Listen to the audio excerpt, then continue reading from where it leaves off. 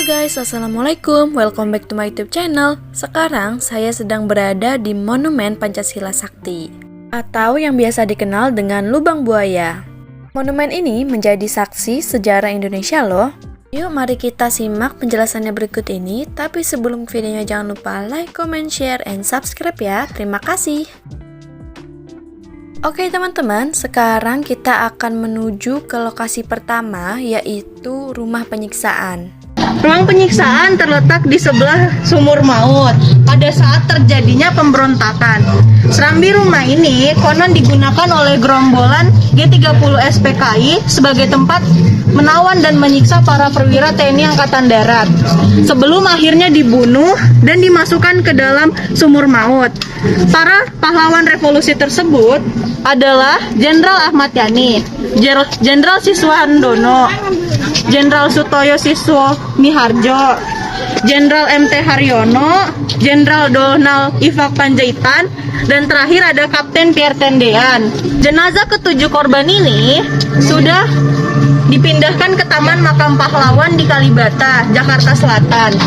Rumah penyiksaan yang menjadi lokasi penyiksaan para pahlawan revolusi digunakan untuk menandatangani surat pernyataan pengakuan sebagai anggota Dewan Jenderal yang merupakan isu yang dibuat PKI untuk memfitnah para jenderal mengkhianati Presiden Soekarno.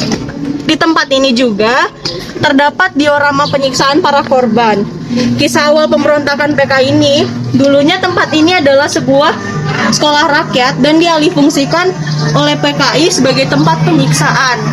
Nah, ini dia teman-teman dapur umum yang ada di Monumen Pancasila Sakti. Anggota G30 SPKI menggunakan rumah ini pada 1 Oktober 1965. Dapur umum adalah salah satu saksi sejarah yang digunakan gerombolan PKI sebagai bangunan penyedia makanan selama kegiatan G30 SPKI di lokasi kejadian. Rumah ini awalnya adalah rumah pribadi Bu Amroh, namun PKI kemudian memanfaatkannya sebagai tempat menyimpan bahan makanan bagi kelompokan PKI. Di sini kita bisa lihat ya teman-teman, ada lemari atau rak piring, ada tempat memasak dengan kayu bakar, ada panci besar dan wajan, dan barang bersejarah lainnya yang masih bisa dilihat di rumah dapur umum.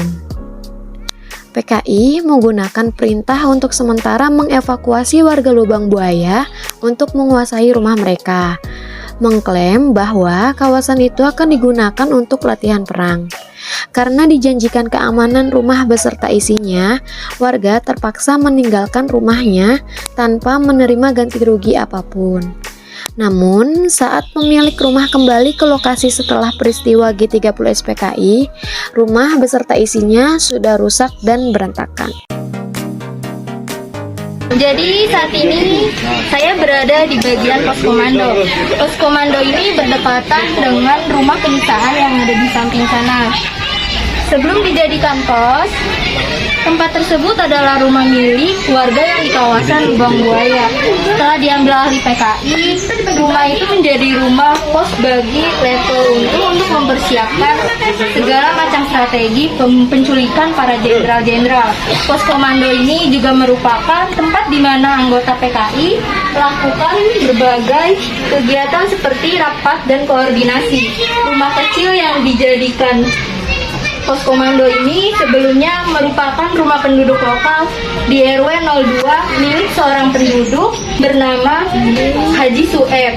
Pada saat peristiwa G30 SPKI tahun 1965, rumah tersebut digunakan oleh pimpinan gerakan Letkol Untung untuk mempersiapkan penculikan terhadap 7 perwira jenderal TNI Angkatan Darat. Maka pada tanggal 30 September 1965 sekitar pukul 24 WIB di rumah pos komando ini dikumpulkanlah sejumlah pasukan pasopati untuk diberikan pengarahan tentang tata cara penculikan para jenderal. Maka sebagai bukti sejarah bagi generasi muda rumah ini tetap dilestarikan hingga sampai sekarang ini. Di dalam rumah ini masih tersimpan sejumlah benda-benda bersejarah Antara lain lampu pentroma, mesin jahit, lemari kaca, dan lain sebagainya. Di sini ada meja makan, ranjang tempat tidur, dan di sini juga masih ada tempat-tempat lain. Ada kendi juga. Jadi seperti inilah bentuk ruangannya.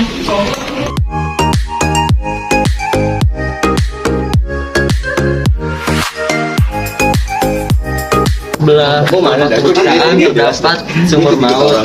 Di sini saya akan menjelaskan sumur maut. Sumur tua yang menjadi lokasi pembuangan jenazah korban G3OS-PKI dikenal dengan nama sumur maut. Sumur ini berdiameter 75 cm dengan kedalaman mencapai 12 meter. Dengan diameter itu, para pahlawan revolusi yang dibuang dengan sumur berada dalam kondisi saling bertumpuk. Sumur maut pada lubang buaya hanya mampu memuat satu badan. Usai sumur tersebut ditemukan pada 3 Oktober 1965, kemudian jasad para korban dievakuasi pada 4 Oktober dan dimakamkan di Taman Makam Pahlawan Kalibata. Nah, teman-teman, kita lanjut lagi ya. Kita sedang menuju ke area diorama Monumen Pancasila Sakti. Di diorama terdapat apa aja sih, teman-teman? Mari kita simak videonya berikut ini. Ini dia, teman-teman, penampakan luar yang ada di diorama Monumen Pancasila Sakti. Di sini kita bisa lihat ya, teman-teman, terdapat lukisan atau gambaran tokoh-tokoh peristiwa G30S-PKI yang ada di diorama. Di sini juga terdapat baju, aksesoris, dan lain-lain ya, teman-teman, yang dapat kita beli. Kita lanjut ke dioramanya ya, teman-teman.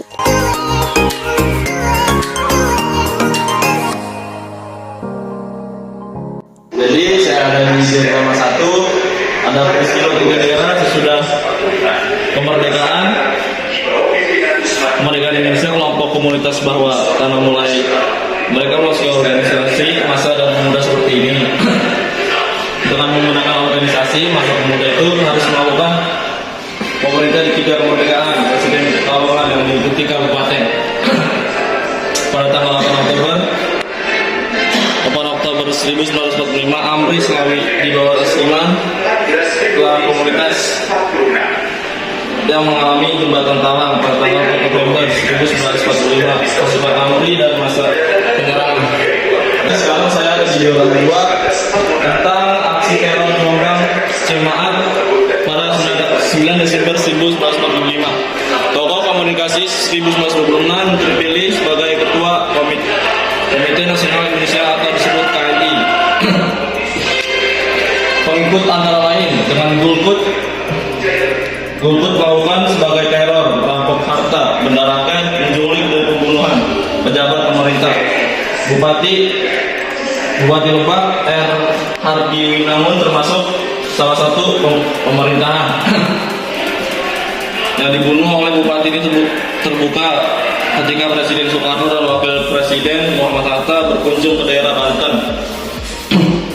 Pagi hari tanggal 9 Desember 1945, mereka membunuh R. Hardi Winangun dengan tembakan di jembatan Sungai Cimancak dan membuang jenazahnya di sungai. Saya di diorama ketiga, yaitu aksi kekerasan pasukan Ubel-Ubel di Sepatan Tangerang 12 Desember 1945. Pada tanggal 18 Oktober 1945, Badan Direktorat dengan pusat di bawah pimpinan Ahmad Khairun dengan kekuasaan pemerintah Republik Indonesia di Tangerang dari Bupati Agus sampai pusat Republik Indonesia Jakarta. Sekarang saya ada di diorama 4, yaitu merupakan pemberontakan PKI di Cirebon dengan dalih untuk memuliakan operasi Laskar Merah pada Januari 1946.